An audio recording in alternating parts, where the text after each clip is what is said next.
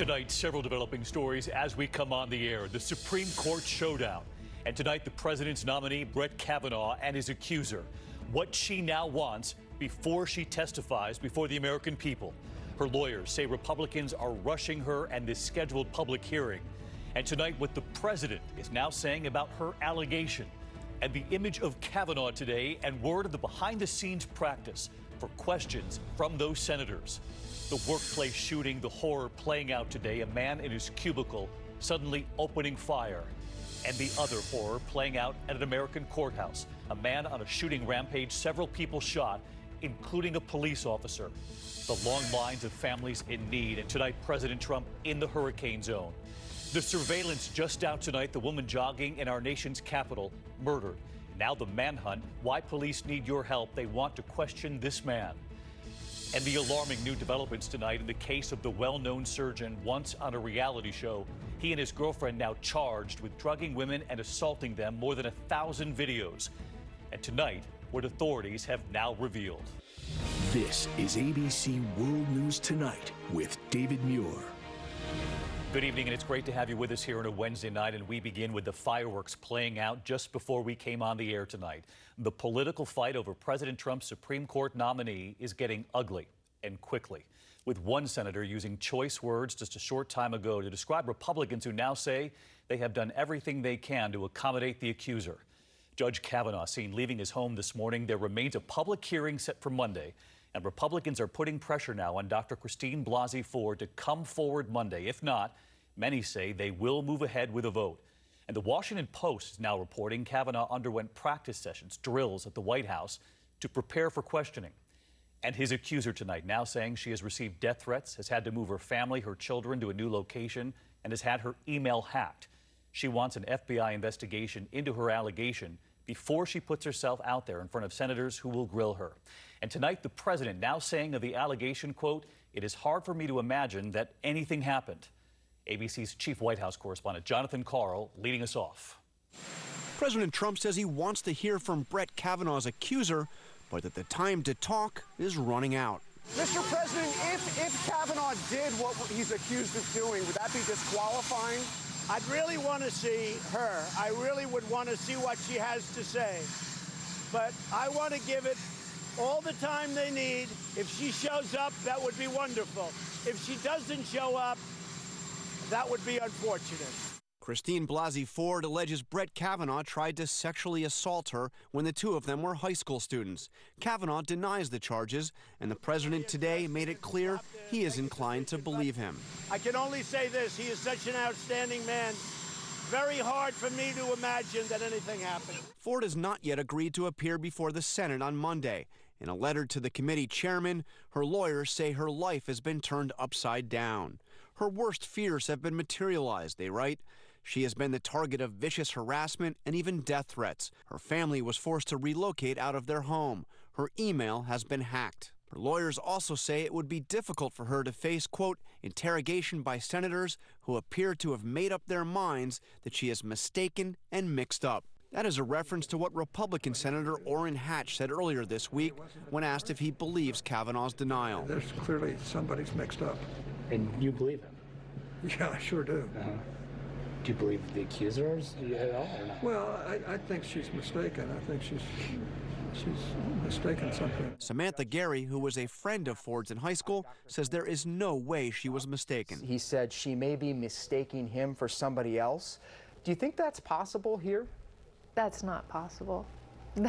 That's just not possible. I find that very, frankly, it makes me angry. It's really a way of dismissing her and suggesting that her memory isn't clear. Ford's lawyers want the FBI to investigate before she appears on Capitol Hill. If they care about doing the right thing here and treating this seriously, as they have said, then they will do the right thing and they will properly investigate this. The president could order an investigation, but has declined to do so. The focus now is on Judiciary Chairman Chuck Grassley, who says he still hopes Ford shows up at his hearing on Monday. And we're not going to cancel any hearing until the last minute. I don't know what the last minute is, but until the last minute, in hopes that she'll take us up. In a letter to Ford's lawyers today, Grassley writes, Anyone who comes forward with allegations of sexual assault has a right to be heard. I have also offered her the choice of testifying in either public or closed session of the hearing. Grassley has also offered to send Senate aides to California, where Ford lives, to interview her there. Some Republicans are saying if Ford does not show up on Monday, the committee should move forward with a vote on Kavanaugh's nomination. She's welcome to come. We're going to have a hearing Monday. She can come if she likes. If she doesn't want to, she doesn't have to. Kavanaugh can come if he would like. I think he will.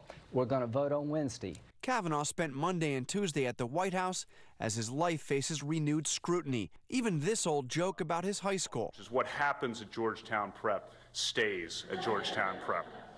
That's been a good thing for all of us, I think. As for Ford, her old high school friends are rallying around her. And she was just very well liked across the board. She was very smart, very hardworking. Clearly, that is those are qualities that she kept as she went forward in her adult life. And the president doesn't seem to be wavering at all in supporting his nominee. I think it's a very unfair thing, what's going on. Well, I'd have to see what she has to say. I've given her a lot of time. The Senate has given her a lot of time. We continue to give her a lot of time. We've held up the whole hearing. John Carl with us, a lot of fast-moving parts on this. He's with us live from the White House. And John, I understand there's also news tonight from the Republican chairman of the Senate Judiciary Committee that Judge Kavanaugh has actually already been questioned about these allegations. Chairman Chuck Grassley revealed that Kavanaugh was interrogated by Republican investigators on the Judiciary Committee for a transcribed interview on Monday. Senator Grassley says that Kavanaugh answered all questions, quote, fully, candidly, and unequivocally, and David, that he understood that if he did not tell the truth, he could be charged with a felony. John Carl live leading us off tonight. John, thank you. And as you heard John report there, Senator Lindsey Graham, for one, saying the Senate should vote anyway, even if they don't hear from Dr. Blasey Ford on Monday. But there is a lot at stake for these senators. All of the Republicans, for example, on the committee are men. And many senators who will have to decide on Kavanaugh are up for re-election. ABC's Mary Bruce back on the Hill tonight. Are those senators listening to their constituents on both sides back home? From the moment Republicans like Senator Susan Collins arrived back in Washington, they've been under increasing pressure. Do you believe the accuser? I don't know enough to make a judgment at this point.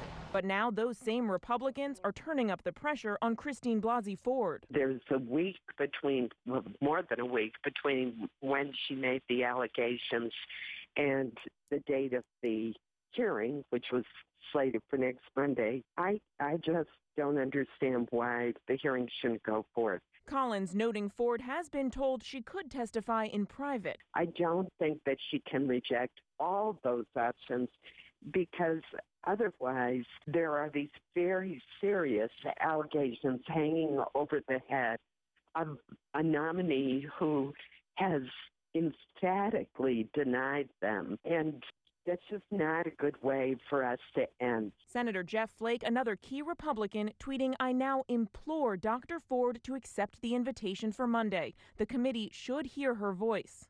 Tonight, the message from GOP leaders to Ford, show up or we're heading for a vote. She said she wanted to appear, but if she changes her mind and refuses to appear, there's not much we can do. But Democrats say Republicans are not doing enough to accommodate Ford. The latest being a letter from the chairman to the Democrats saying, we have done everything we can to contact her. That is such I can hardly stand it.